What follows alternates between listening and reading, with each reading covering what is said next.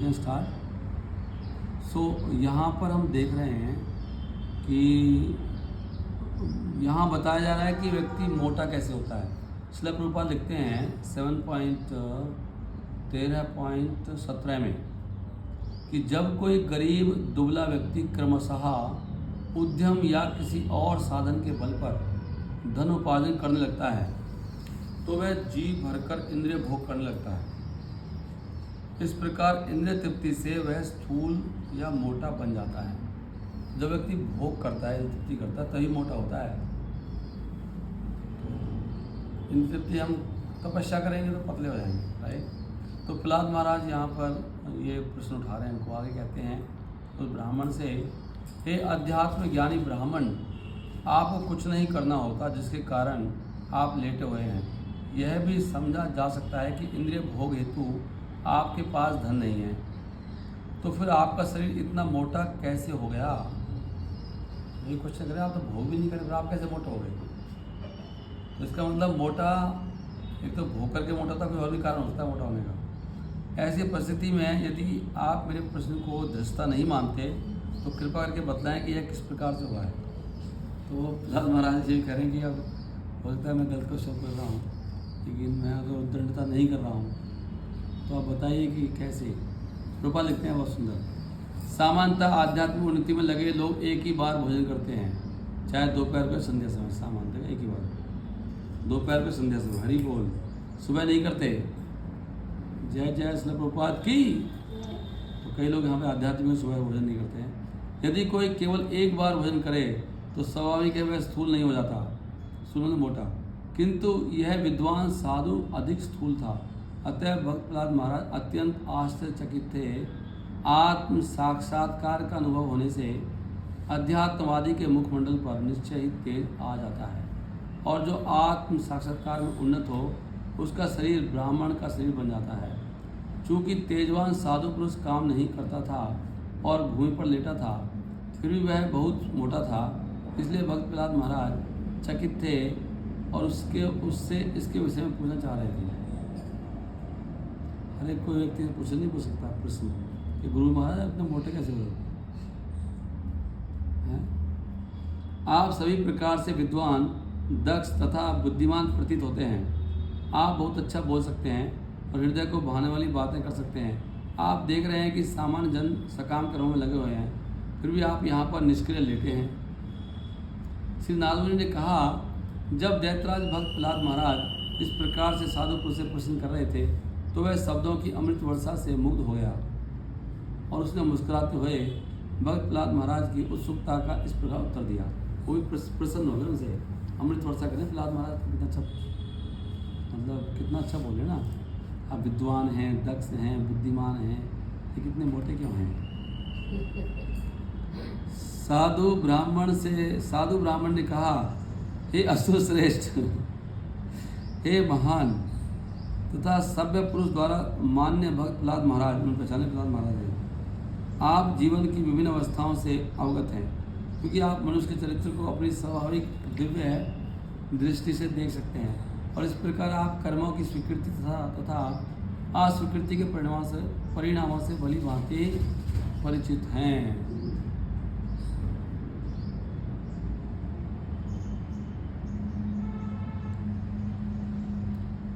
आगे कहते हैं, भगवान श्री नारायण जो समस्त ऐश्वर्यों से पूर्ण है, आपके हृदय में उनका प्राधान्य है, क्योंकि आप परम भक्त हैं। वे सदैव अज्ञान के अंधकार को उसी प्रकार दूर करते हैं जिस प्रकार सूर्य ब्रह्मांड से अंधकार को दूर कर देता है।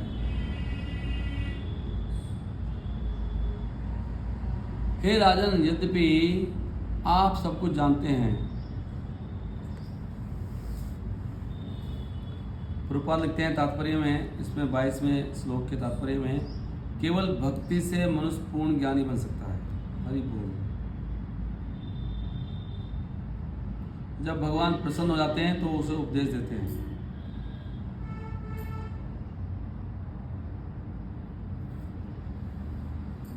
ओके, सो आगे, हे राजन, यद्यपि आप सब कुछ जानते हैं किंतु आपने कुछ प्रश्न किए हैं, अतएव जैसा मैंने ज्ञानियों से सुनकर सीखा है उसी के अनुसार उनका उत्तर देने का प्रयास करूंगा।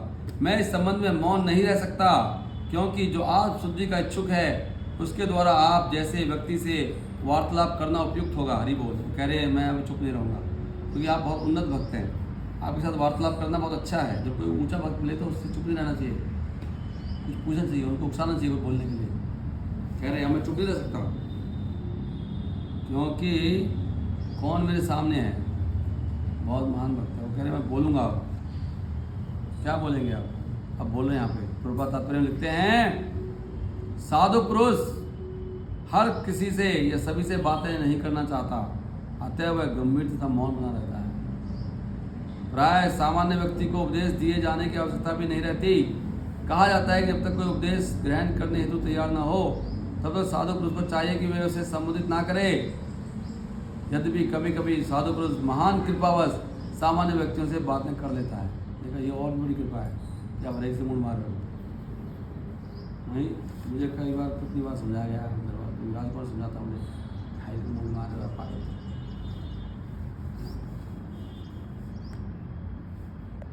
लेकिन मैंने किसी व्यक्ति को छोड़ा नहीं, से मुंडा मारा हुआ था, एक बार जरूर मारता हूँ एक से।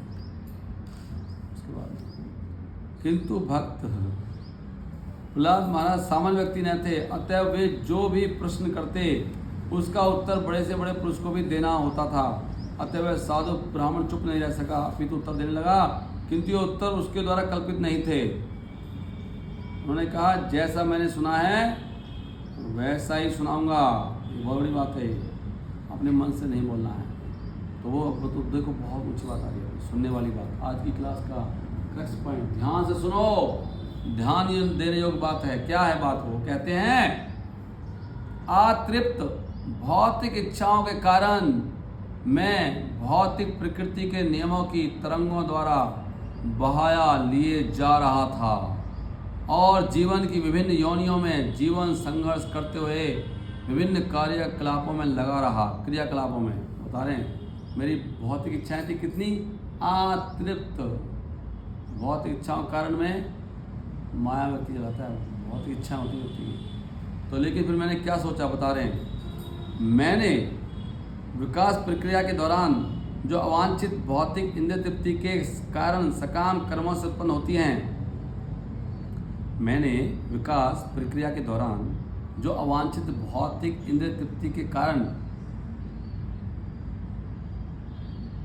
उत्पन्न होती है यह मनुष्य रूप प्राप्त किया है, जो हमें स्वर्ग लोकों तक, मुक्ति तक, निम्न योनियों तक या मनुष्य के बीच पुनर्जन्म लेने तक पहुंचा सकता है। वो कह रहे हैं ये जो विकास क्रिया चल रही है ना, कभी कोई सूअर बन रहा है, कुछ बन रहा है, ये हमारी जो भौतिक इंद्रिय की इच्छा का कारण होता है। आपको इच्छा है वो मनुष्य में पूरी होगी नहीं। जैसे कल बात कर रहा था कि किसी की इच्छा है बहुत सुख पाने की संसार में, अब भौतिक इस शरीर में, मनुष्य शरीर में पॉसिबल नहीं होगा, कमाना पड़ता है, समाज है। अब कबूतर को तो देखो सारे दिन रात सारा दिन तृप्ति करते हैं, तो आपको कबूतर का शरीर लेना ही पड़ेगा। अगर आपको मुंबई जाना है तो ट्रेन लेनी पड़ेगी। आपकी ट्रेन में इच्छा नहीं है, आपकी इच्छा मुंबई जाने की, लेकिन अगर आपको पार जाना है, सपोज आपको जाना है यमुना पार, तो नाव लेनी पड़ेगी आपको, पार जाना ना। आपकी नाव बैठने की इच्छा नहीं है, अब इच्छा क्या है? आपकी इच्छा नदी के पार जाना है। नदी के पार मतलब कोई शहर है वहाँ पे, लेकिन उसके बीच में क्या है? नदी बीच में भी नाव में बैठना मजबूरी है। अभी भोग करने की इच्छा है मनुष्य शरीर पूरी, तो क्या करना पड़ेगा आपको? मेरा टॉक रिकॉर्डिंग में आएगा, तो फिर आपको सूर बनना पड़ेगा। अभी खाने के बाद अच्छा वो स्वाद लेना है, आपको स्वाद चाहिए, तो वो स्वाद जो है ना, स्वाद जो है, जो भी स्वाद आप मांग रहे हो वो आपको केवल सूअर बन के मिल सकता है। असली स्वाद सूअर को जो स्वाद काजू भी खाते हो या संदेश खाते हो या जो भी खाते हो आप, जो भी स्वाद लेता है आपको, वो सारे उनसे ज़्यादा स्वाद लेता है सूअर। स्वाद चाहिए ना आपको, तो उसको स्वाद आ रहा है ना उसमें, तो आपको सूअर बनने में मजबूर कर दिया जाएगा। इस कारण यह मनुष्य रूप प्राप्त किया है, जो हमें स्वर्ग इसलिए कह रहे हैं वो। तो उन्होंने पता क्या किया, उन्होंने क्या किया, इस भौतिक जगत में सभी जीव प्रकृति के नियमों के अनुसार जन्म तथा मृत्यु के चक्कर में पड़े हुए हैं। देखा, विभिन्न योनियों में जन्म तथा मृत्यु के इस संघर्ष को विकास प्रक्रिया कहा जाता है। जन्म तथा मृत्यु के इस संघर्ष को विकास प्रक्रिया कहा जाता है। किंतु पाश्चात्य जगत में इसकी असत्य विवेचना की गई है। पशु से मनुष्य के विकास का डार्विन विकास सिद्धांत अपूर्ण है, क्योंकि यह सिद्धांत विपरीत इस दशा को अर्थात मनुष्य से पशु बनने की प्रक्रिया को प्रस्तुत नहीं करता, परंतु इस श्लोक में वैदिक प्रमाण के आधार पर विकास की भलीभांति व्याख्या की गई है। मनुष्य जीवन जो कि विकास प्रक्रिया के दौरान प्राप्त किया जाता है, ऊपर उठने या नीचे गिरने का अवसर है। तो बात पकड़ लेते हैं पॉइंट को। डार्विन के बारे में पढ़ाया था हमें। डार्विन कहता है, डार्विन के सिद्धांत, डार्विन एक साइंटिस्ट मतलब कुछ हुआ है, तो उसका अंडरस्टैंडिंग ये है कि जीव का विकास हुआ है। अमीबा से लेके वो धीरे धीरे आगे बढ़ा है।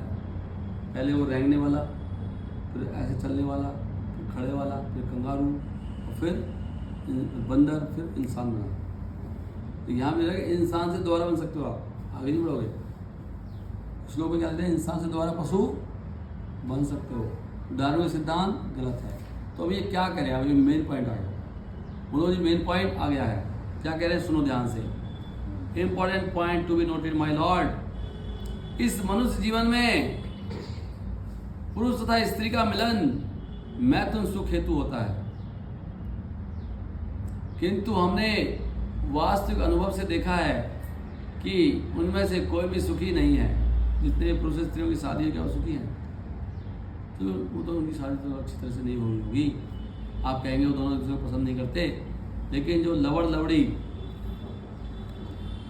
वो भी जो हैं दोनों, क्या वो भी सुखी हैं? क्या वो भी सुखी नहीं है? साहब लिखा ना, भागवत में लिखा ना, कोई भी सुखी नहीं है। इसलिए विपरीत परिणामों को देखकर उन्होंने देखा, दोनों ने जो विवाह किया प्रेम से, उन्होंने चेक कराया ब्राह्मण ने कि मैंने देखो दोनों सुखी नहीं पाए गए। मैंने देखा उनको, वो दोनों इधर, एक ने इधर मुंह फैला रखा था, इधर मुंह फैला रखा था, दोनों सुखी नहीं थे। तो मैंने इसलिए विपरीत परिणामों को देखकर मैंने भौतिकवादी कार्यों में भाग लेना बंद कर दिया। वो बता रहा है कितना मोटा कहता हूँ मैं, कह रहे मैंने भौतिकवादी कार्यों में भाग लेना बंद कर दिया बिल्कुल। मैं कोई ना भौतिक कर्म करता हूँ, ना कोई चक्र में पड़ता हूँ, कोई लवड़ लवड़ी नहीं। जीवों के लिए जीवन का वास्तविक स्वरूप आध्यात्मिक सुख का है, और यही वास्तविक सुख है। वास्तविक सुख क्या है? आध्यात्मिक सुख। वास्तविक सुख, आध्यात्मिक सुख क्या है? वो सुख भी है, ऐसी बात नहीं सुख नहीं है उसमें संसार में, ठीक वो क्षणिक है वो। और क्षणिक के बाद क्या होता है? दुख बड़ा भारी, क्योंकि एक्सपेक्टेशन है पूरी होंगी नहीं, उसे तृप्ति नहीं होती, जीव तृप्ति नहीं होता उसे। तो इसने कहना पहचान लिया कि इसमें नकली सुख है, असली सुख क्या है? आध्यात्मिक सुख। यह सुख तभी प्राप्त किया जा सकता है जब मनुष्य समस्त भौतिकवादी क्रियाकलापों को बंद कर दे। भौतिक इंद्रिय बहुत कोरी कल्पना है, देखो कितना चलेगा, ये कल्पना है। अब कल सपने में अंधारा, रसगुल्ला खा रहा हूँ, रात को मेरे को अच्छा सपना दिखाई दे, कुछ सपना था, सब हो गया। तो सपने में लगता लेकिन क्या है, सब नकली है, वो तो कोरी कल्पना है। सपने में आपने अगर रसगुल्ला खाया तो पेट भरेगा, तृप्त हो गया। सपने में घर बन जाए अच्छा सुंदर सा, गाड़ी आ जाए, गहने मिल जाए, सुखी हो गया। तो संसार कैसे है? सपने जैसा है। मैं कहूँ मैं अनुभव अपना, जगत सब सपना, सतहरि वजन जगत सब सपना। सुना आपने? उमा कहूँ मैं अनुभव अपना, बस ये कहते हैं रामचरित मानस में शिव जी बता रहे हैं, उमा सुनो, मैं तुम्हें अपना अनुभव बता रहा हूँ। उमा कहूँ मैं अनुभव, सतहरि वजन जगत सब। हाँ, फिर भी हम लोग सुनते सुनो सबकी करो। हाँ, सुन लो, इसको करना क्या है वही। यहाँ कह रहे भौतिक इंद्रिय भोग कोरी कल्पना है, अतएव इस पर विचार कर मैंने समस्त भौतिक कार्यकलाप बंद कर दिए हैं और अब यहाँ लेटा हुआ हूँ। पढ़ा हूँ मैं आराम से, मैं नहीं पढ़ा, मैं तो नहीं पढ़ा, मेरे पीछे चुड़ैल लगी है। इस प्रकार बद्ध आत्मा शांत से बैठनी थी।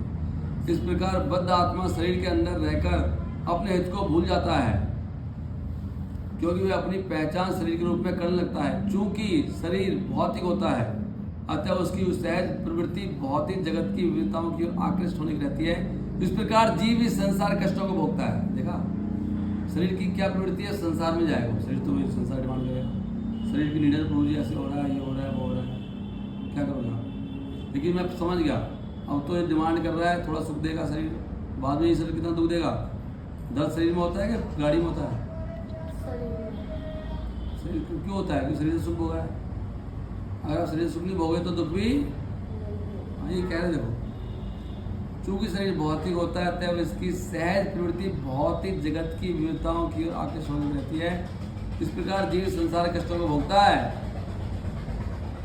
समझ में आ गया आपको? इस प्रकार कोई हिरन अज्ञानतवश घास से ढके कुएं के जल को न देखकर जल हेतु अन्यत्र दौड़ता फिरता रहता है, उसी प्रकार भौतिक शरीर से आवृत्ति है जीव अपने अंदर के सुख को नहीं देख पाता और भौतिक जगत में सुख के पीछे दौड़ता। अंदर सुख है मेरे, निद्रा क्यों आती है?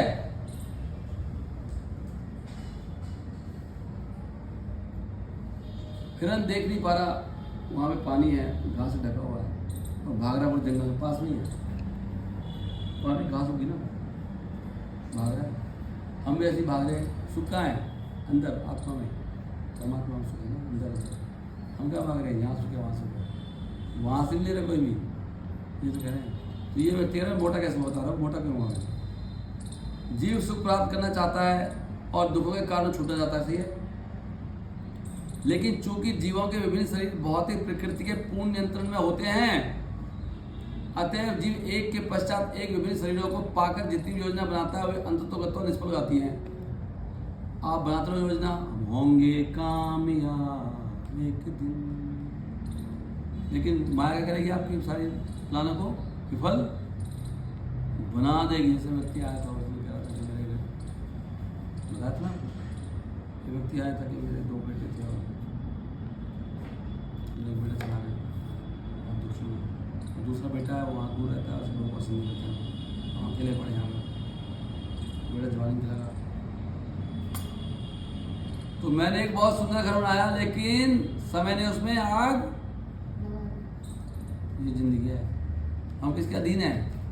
माया की। माया सारे प्लान आपके विफल कर देगी। भौतिकवादी कार्यकलाप सदैव 3 प्रकार के दुखों, आध्यात्मिक, आदिदैविक तथा आदि भौतिक से मिश्रित होते हैं कार्यकलाप। अतः यदि कोई ऐसे कार्य सफल करके कुछ सफलता प्राप्त भी कर ले तो उसे क्या लाभ? उसे फिर भी जन्म, मृत्यु, जरा, व्याधि तथा अपने सकाम कर्मों के फलों को भोगना होगा। ब्राह्मण ने कहा, मैं सचमुच देख रहा हूं कि अपने इंद्र के वशीभूत हुआ एक धनी व्यक्ति किस प्रकार धन संचित करने का अत्यंत लोभी होता है। अतः संपत्ति तथा ऐश्वर्य होते हुए भी चारों ओर से भय के कारण वह अनिद्रा जैसे रोग का शिकार बन जाता है। क्या समझे? नींद नहीं आती रात को, नींद नहीं आती किसको? धनी व्यक्ति को। वो धन संचित करने अत्यंत लोभी होता है, धन संचित करने का। हम भी सोच रहे तो धन मिल जाए।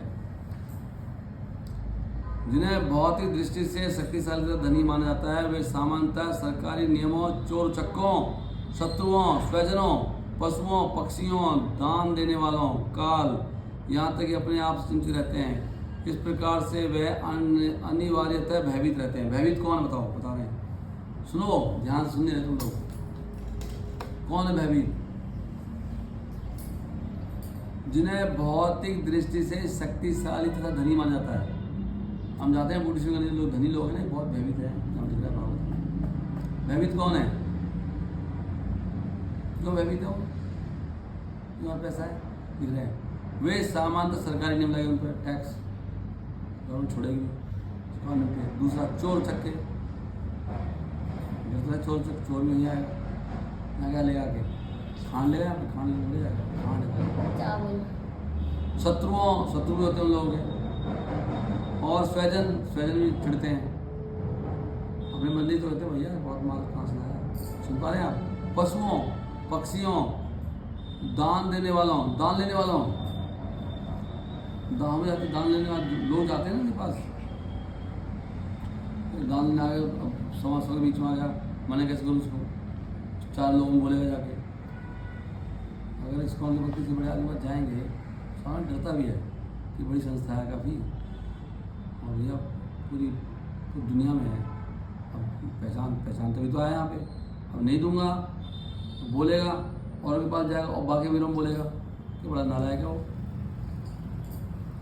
काल से डरते हैं, यहाँ तक कि अपने आप से चिंतित रहते हैं। ये पॉइंट है। आगे, मानव समाज के बुद्धिमान लोगों को चाहिए कि वे शोक, भ्रम, भय, क्रोध, अनुराग, दरिद्रता, अनावश्यक परिश्रम के मूल कारण को त्याग दें। तीसरा का मूल कारण अनावश्यक प्रतिष्ठा तो धन की लालसा है। बहुत तगड़ा चल रहा है, प्रतिष्ठा और धन की लालसा है। शोक, भ्रम, भय, क्रोध, अनुराग, दरिद्रता भी इसके बारे में आती है। ठीक है, मैं इसमें यहीं पे विराम देता हूँ। वो कहते हैं लास्ट श्लोक, मधुमक्खी तथा अजगर 2 श्रेष्ठ गुरु हैं। मधुमक्खी और क्यों, जो हमें इस संबंध में आदर्श उपदेश देते हैं कि किस प्रकार थोड़ा सा संग्रह करके संतुष्ट आ जाए। वो भी मगर जो मधुमक्खी वो थोड़ा सा लेती है ना, पता लग देती हो कितना लेगी है, मधुमक्खी वो थोड़ा सा लेती है, और अजगर भी। और किस प्रकार एक ही स्थान में ठहरा जाए, हिला न जाए। ये कह रहे गुरु 2 है, मधुमक्खी और मैं किसी वस्तु को प्राप्त करने हेतु प्रयत्न नहीं करता। देखो, अभी तो जो कुछ भी अपने आप मिल जाता है उसी में संतुष्ट रहता हूँ। यदि मुझे कुछ भी नहीं मिलता तो अजर की तरह मैं विचलित हुए बिना धैर्यपूर्ण रहता हूँ और कई दिनों तक पड़ा रहता हूँ। क्या स्टोरी है, ऐसे लोग हैं। दुर्लभ आपके लिए अच्छा श्लोक है, पढ़े रहो। लेकिन हमारा काम तो अच्छा, कभी मैं थोड़ा खाता हूँ, कभी बहुत अधिक, कभी भोजन स्वादिष्ट होता है तो कभी बासी। देखो मैं बासी खाता हूँ। कभी बड़े आदर के साथ मुझे प्रसाद दिया जाता है और कभी अत्यंत अपेक्षा के साथ भोजन मिलता है। कभी मैं दिन में खाता हूँ तो कभी रात में। इस प्रकार मुझे जो कुछ सरलता से मिल जाता है उसे ही मैं खाता हूँ। शरीर ढकने हेतु मेरे भाग से मुझे जो कुछ भी मिल जाता है, चाहे महीन वस्त्र हो या रेशमी या सूती कपड़ा, चाहे पेड़ की छाल हो या मृग छाल, उसी से मैं काम में लाता हूँ। मैं पूर्ण संतुष्ट रहता हूँ, विचलित नहीं होता। मैं संशय व्यक्ति को रुको, कभी मैं पृथ्वी पर, कभी पत्तियों पर, घास या पत्थर पर, तो कभी राख के ढेर पर, अथवा कभी कभी अन्य प्राणियों की इच्छा से महल के उच्च कोटि के बिस्तर तकिए पर सोता हूँ। कभी मैं महलों में सोता हूँ तो कभी राख पर सो जाता हूँ, कभी घास पर, कभी पत्थर पर, कभी पत्तियों पर। कह रहे मैं मतलब जो अपना भाग से मतलब ऐसे कर रहा हूँ। मैं कोई महल में जाता वहाँ से जाता हूँ, नहीं यही से रहता हूँ। वो कोई आशा नहीं करते, हर चीज़ को बराबर मान रहे हो। हे स्वामी, कभी मैं ठीक से स्नान करके संपूर्ण शरीर में चंदन का लेप करता हूँ, फूलों की माला पहनता हूँ और सुंदर वस्त्र का आभूषण धारण करता हूँ। फिर मैं राजा की तरह हाथी की पीठ पर या रथिया घोड़े में सवार होकर करता हूँ। किंतु कभी कभी मैं भूत प्रेत द्वारा सताए गए व्यक्ति के समान नग्न फिरता रहता हूँ। कह रहे पूरा ही मतलब आजाद हूँ, कुछ भी करता हूँ मैं। सुन पा रहे हैं आप? बस आगे पढ़ लेना। Thank you very much. ग्रंथ श्रीमद् भागवतम की जय, सर्वपाद की जय। हरे कृष्ण। सही भक्तों की जय।